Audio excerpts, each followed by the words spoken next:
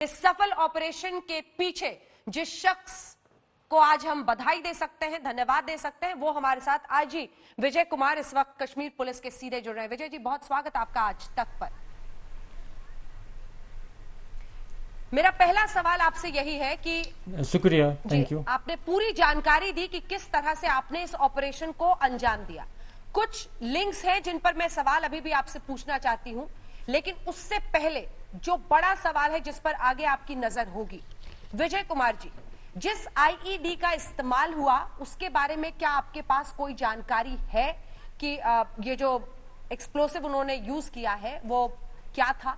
दूसरा, किस संगठन पर आपकी नजर है? क्या हम माने कि जैश या फिर लश्कर की तरफ आपकी नजर होगी? विजय जी।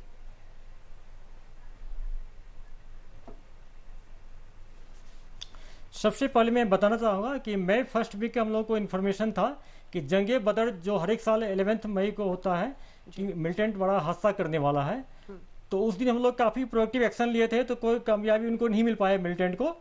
उसके बाद 12th को हम लोग एक जैश मोहम्मद के OGW को अरेस्ट किए थे, जिसका मुंतजिर अहमद भट्ट नाम है। उसको काफ़ी इंट्रोगेट किए, FIR लॉन्च किए। उसने बताया कि एक मिलिटेंट फौजी भाई है, जैश का कमांडर पाकिस्तानी, उसने बोला कि एक गाड़ी अरेंज करो, एक जिसमें कि 40 से 45 kg का एक्सप्लोसिव कंटेनर भी होना चाहिए। उसको काफ़ी इंट्रोगेट किए, फिर उनका टेलीफोन जितना नंबर था उसको सर्वेलेंस पर रखे, ह्यूमन एंड को भी लगा दिए, अपने लोगों को कुछ को प्लांट किए मिलिटेंट के बीच में। और कल जब मॉर्निंग में पूरा हम लोग को इन्फॉर्मेशन मैच्योर हो गया, तो उसके बाद ये चपा था कि सेंट्रो कार्ड में मिलिटेंट जाके नेक्स्ट मॉर्निंग किसी कन्वॉय पर अटैक करेगा। तो राजपुरा बेल्ट में उसका मूवमेंट हो रहा था। CRP, आर्मी, JK पुलिस का हम लोग ज्वाइंट मल्टीपल नाका लगाए। नाका लगाने के बाद जो रात में लगभग 11 बजे जब मिलिटेंट मूवमेंट हुआ, हमारे फोर्स के नाके तरफ आ रहा था, फोर्स ने पहले वार्निंग फायरिंग किया, क्योंकि अंधेरा में दिखाई नहीं पड़ा ये सिविलियन गाड़ी है कि मिलिटेंट का, तो वार्निंग फायरिंग देना पड़ता है। फिर मिलिटेंट गाड़ी घुमा के दूसरी रोड पर चला गया, रिंग रोड पर, वहां भी नाका था, वहां भी फायरिंग किया, तो मिलिटेंट वहां गाड़ी छोड़ के अंधेरा में भाग गया। फिर हम लोग वेट किए, कॉर्डन को टाइट कर दिया। अर्ली मॉर्निंग फर्स्ट नाइट में गाड़ी को जब मेरा BD टीम वहां पर गया तो देखा कि ये तो IDS में। हाँ विजय जी, एक ही शख्स था गाड़ी में? तो उसमें 2 आदमी थे, दोनों भागने कामयाब हो गए भागने में जी। 2 आदमी था, 2 आदमी जी। उसके बाद तो चूंकि जिस जगह एक्शन करना था नेशनल हाईवे पर, वहां पर जाके एक फिदाइन जाता सुसाइडल अटैक, बाकी को रास्ते में छोड़ देता।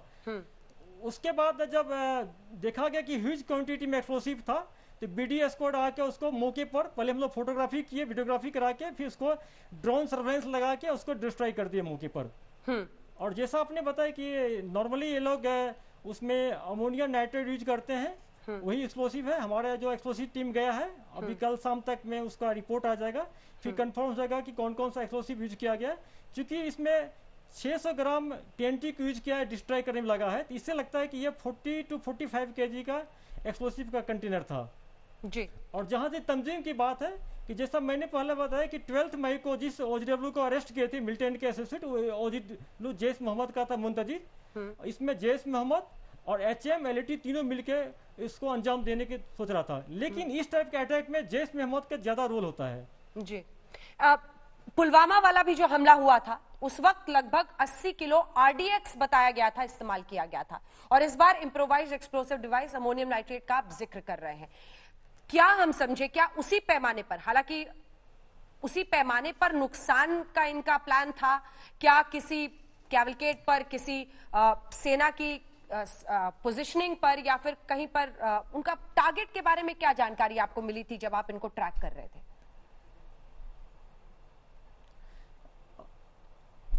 हम लोग मैं फर्स्ट वीक से ही इंफॉर्मेशन था कि किसी कन्वॉय पर अटैक करने वाला था, चाहे वो पुलिस का हो, CRP का हो, या कि आर्मी का, किसी सिक्योरिटी फोर्स के कन्वॉय पर अटैक कर सकता था। जहां तक RDX की बात हुई कि 80 kg RDX तो बहुत ह्यूज क्वांटिटी था। कोई भी बम में इस टाइप इतना मात्रा में RDX यूज नहीं होता है, उसमें डिफरेंट टाइप के एक्सप्लोसिव होते हैं।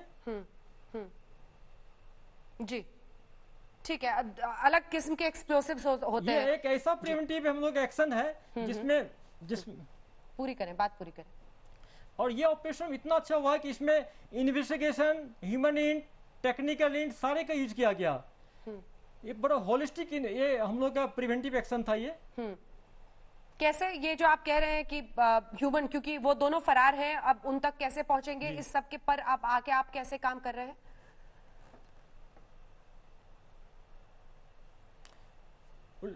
जो मिलिटेंट फरार हुआ है, जो इस तंजीम में इन्वॉल्व है, इस एक्शन में, सब के पीछे हम लोग सर्वेलेंस रखे हुए, बहुत जल्दी इसको हम लोग न्यूट्रलाइज कर लेंगे। जी, एक और सवाल, क्योंकि पिछले दिनों हमने देखा कि आपकी जो इससे पहले पोस्टिंग थी वो छत्तीसगढ़ में थी, और जो माओ समस्या, नक्सल समस्या है, उस पर आप काफी काम किया है। क्या वो एक्सपीरियंस, वो अनुभव आपको यहाँ पर काम कर रहा है? क्योंकि इससे पहले मुझे पता है कि गांदरबल से लेकर कई जगहों पर कश्मीर में आपकी पोस्टिंग पहले भी रह चुकी है। वो पूरा एक्सपीरियंस, वो पूरा अनुभव विजय जी यहाँ पर काम आया?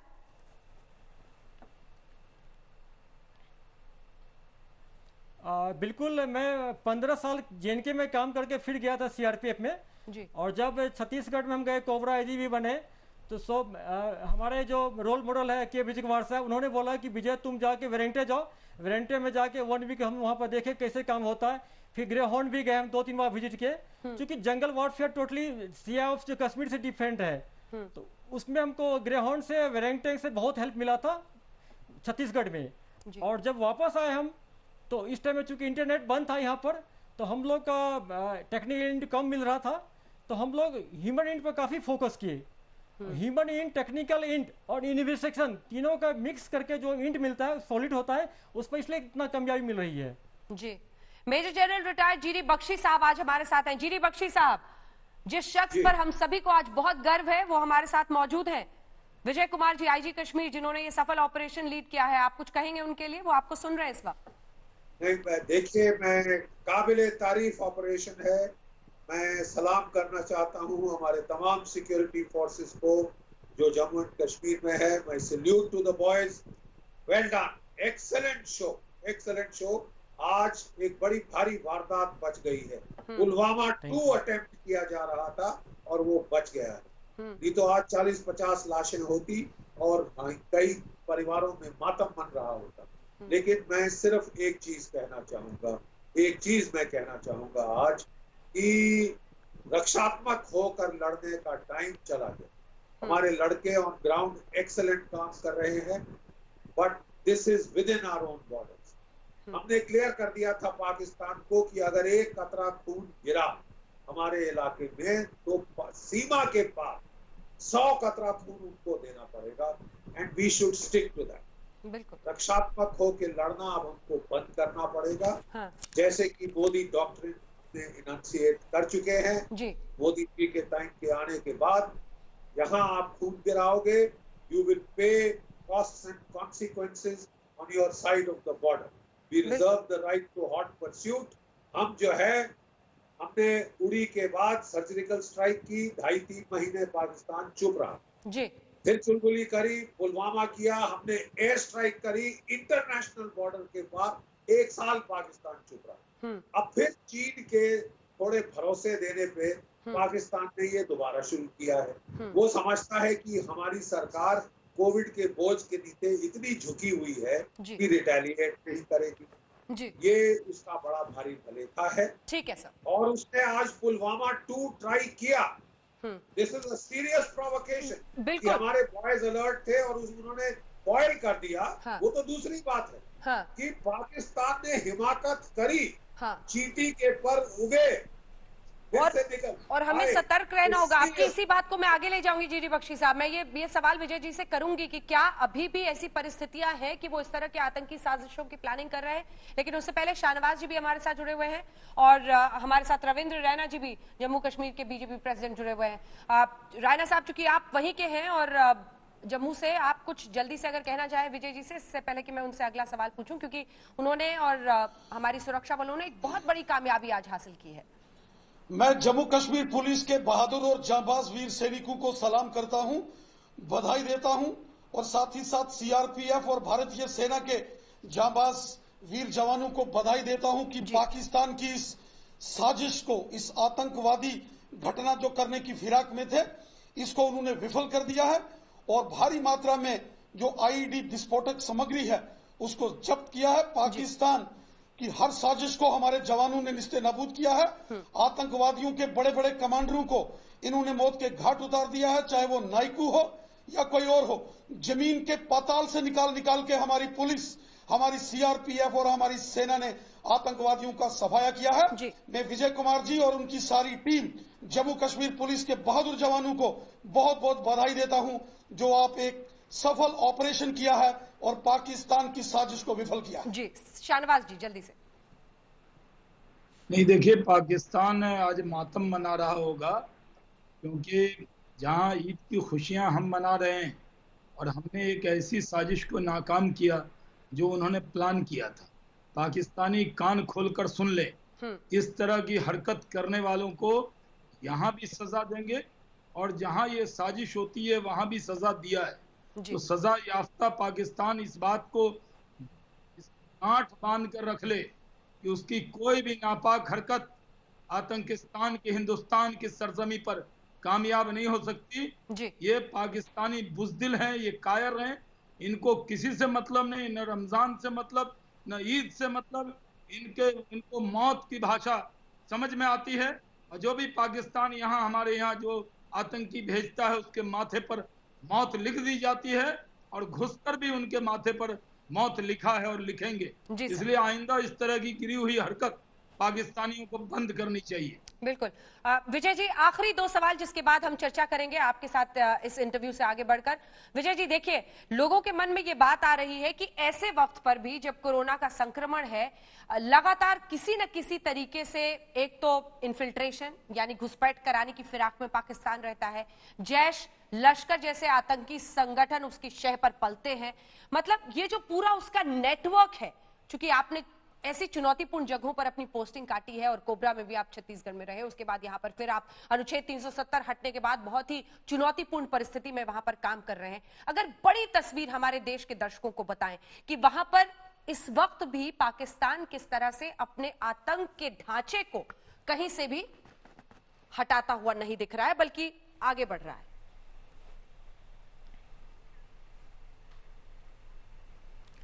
सबसे बड़ी है कि आजकल जो पाकिस्तान से ज़्यादा इंस्टिगेशन हो रहा है जी। जैसा आप देखेंगे, हम लोग देख रहे हैं कि 3 मई को HM के चीफ सलाउद्दीन जो पाकिस्तान में है, उन्होंने एक वीडियो जारी किया था और हर एक तंजीम के कमांडर को डायरेक्शन दिया कि आप अपने अटैक में उसमें इंस्टेट कर दो, अटैक बढ़ा दो। उसके बाद हमारे नाका पॉइंट पर जहाँ भी पैरामिलिट्री पुलिस के लोग दिन रात मेहनत करके लॉकडाउन करते, कोविड वाला लॉकडाउन, उस पर अटैक करना शुरू कर दिया।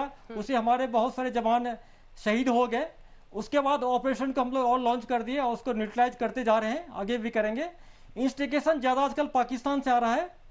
उसके वाला जितने भी LT के जैश मोहम्मद के फॉरेन टेररिस्ट है, गांव में जाके लड़कों को इंस्टिगेट करते हैं, नए तंजीम में ज्वाइन करने के लिए उसको मोटिवेट करते हैं, उसके खिलाफ भी हम लोगों की कार्रवाई जारी है। और इनका प्लान है कि जो यहाँ पर वायलेंस को बढ़ावे किसी भी इश्यू पर। रिसेंटली 2 दिन पहले हमारे एक डॉक्टर साहब और एक सिपाही के बीच में कुछ हॉट टॉक हो गया था। उसको मिलिटेंट ऑर्गेनाइजेशन ने इतना साथ दिया कि डॉक्टर लोग को कंपेल कर दिया कि आप जुलूस निकालें।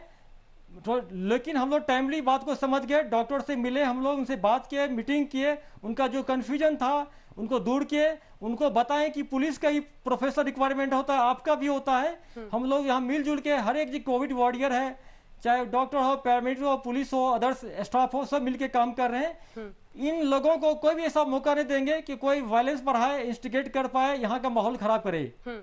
नाइकू के मारे जाने के बाद की परिस्थितियों पर आप क्या बताएंगे? क्या उसको भी कहीं इस्तेमाल कर रहे हैं?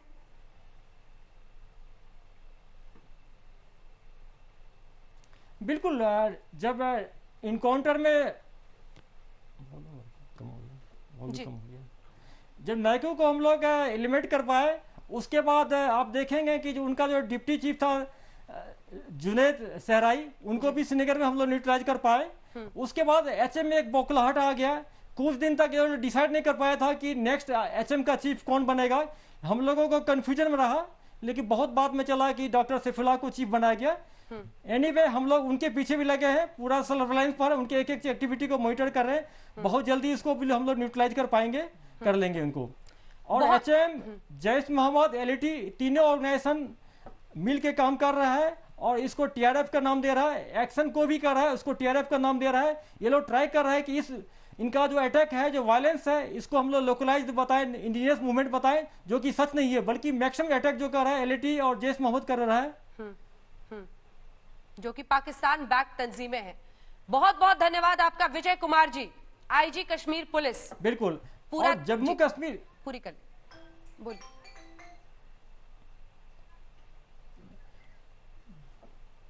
Thank you.